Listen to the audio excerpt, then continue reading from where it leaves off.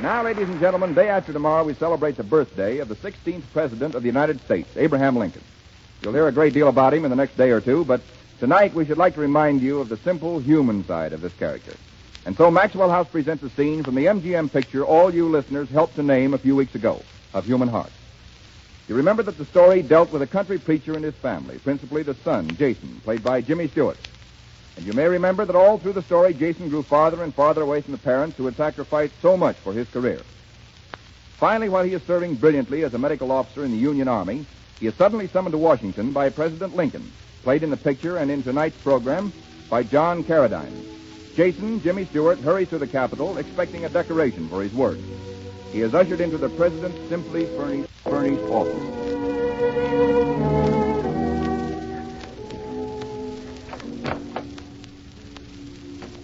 You are Jason Wilkins. Yes, Mr. President. I want to congratulate you, Wilkins. You've been doing great things in the field. Thank you, sir. Only my share. More than your share, if what I hear is true. You've saved many lives. Well, sir, we're closer to the lines than most field hospitals, so that when a man is wounded, we're able to take care of him before complications set in. I've received many letters praising your work. I have here a request from General Grant that you be transferred to his medical corps. Oh, I'd like that, sir. Well, we'll see. We'll see. You interest me in one particular, Wilkins. I understand you don't amputate except as a last resort. Well, there's no use crippling men, Mr. President, unless it's absolutely necessary. Quite right. Quite right. What school did you go to? What medical college? The Baltimore Free College of Surgery, sir. Must be a very good school. Sit down. Tell me about it. Oh, thank you, sir. Well, sir, it's not much to look at from the outside, but they have very good doctors there. They're very thorough and all that. You had a scholarship? No, sir. It's a free school. But your board and room, you had to pay that. Yes, sir. Must have had a hard time of it. Well, sir, I did odd jobs around the place, and I got money from home, sir. Home? Where is home, Wilkins? It's a little town in Ohio, sir. Pine Hill. Have you any relatives? Only my mother, sir. Only your mother?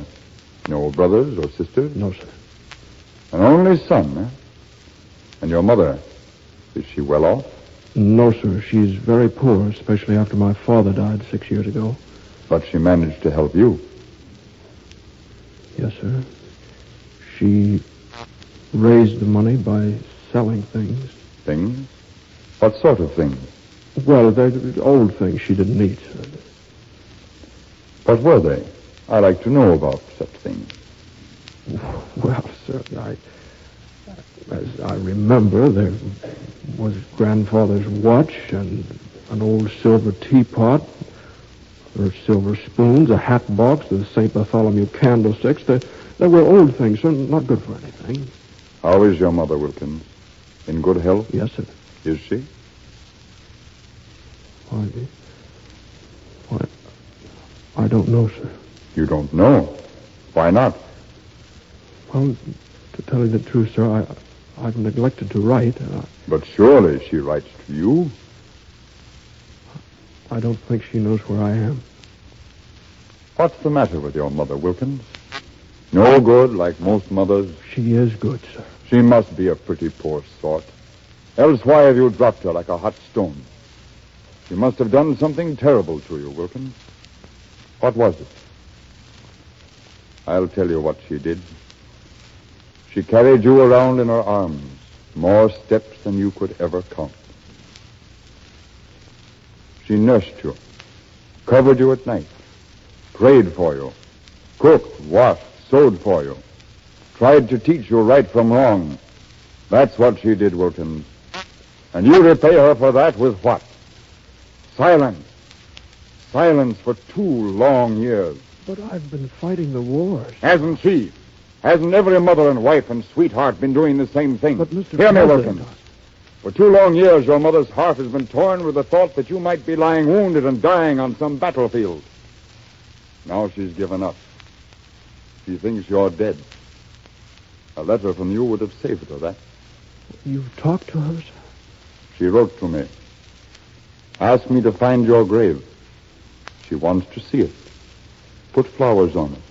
Sit beside it and dream of the little boy she used to hold in her arms. Oh, I'm so terribly sorry, sir. Sorry.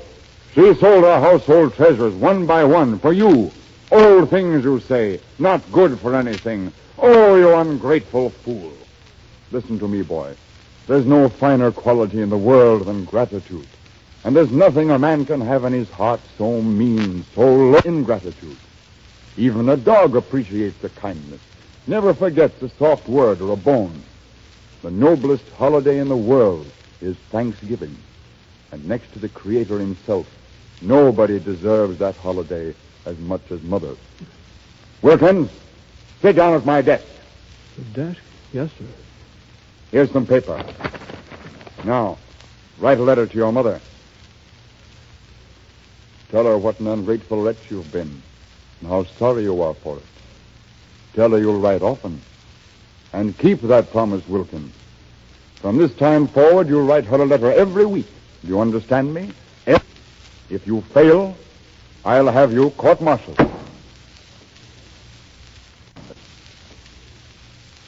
Blow, blow, thou winter white. Thou art not so unkind as man's ingratitude. Freeze, freeze, thou bitter sky, that dost not bite so nigh as benefits forgot. Dear Mom.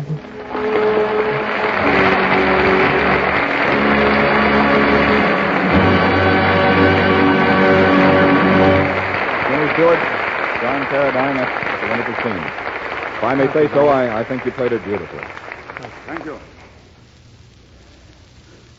Actually, the fellow that ought to be taking the bows is Director Clarence Brown. Well, he's right here, and I think I'll ask him to say something. Clarence? Well, Bob, we had a great cast and a great script. You know, I don't believe there was ever an actor who came closer to really being Lincoln than John Carradine. Yes, that's a fact, Mr. Brown. I was really startled the first time I saw him on the Clarence, set. you've made a lot of pictures. You go back as far as Flesh and the Devil. And last year you directed Conquest. How do you feel about Of Human Hearts in comparison with some of the others? Well, Bob, I don't think I'm prouder of any job in my whole career than I am with this picture. But I don't want any credit for it. The memory of Abraham Lincoln inspired the story and all of us who worked on the picture. Now, Bob, you go on with your show, and let us just sit here and listen. All right, Clarence, thank you. And ladies and gentlemen, I'd like to add my personal endorsement of this fine picture Of Human Hearts. In the next few days, you'll be able to see it at one of your favorite theaters. I know you'll enjoy it. Now, another of our regular Maxwell House troopers whom you all like, Miss Betty Jaynes. Betty Jaynes and Allan Jones present a song from the new picture, The Girl of the Golden West. It's called Who Are We to Say?